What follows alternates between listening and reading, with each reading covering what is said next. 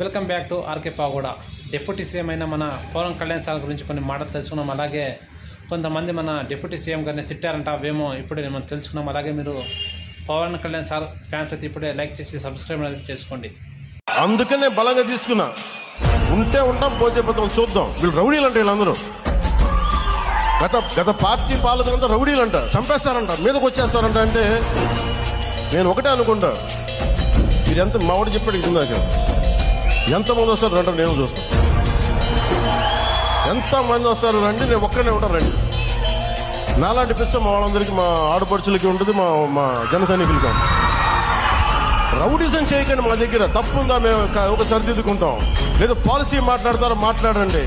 దౌర్జన్యాలు చేస్తాం, మేము చింపేస్తాం, చంపేస్తామంటే అస్సలు మా ఇన్ని పాత కథలు. మా రక్తం సల కాగుతూ ఉంటుంది. మా రక్తం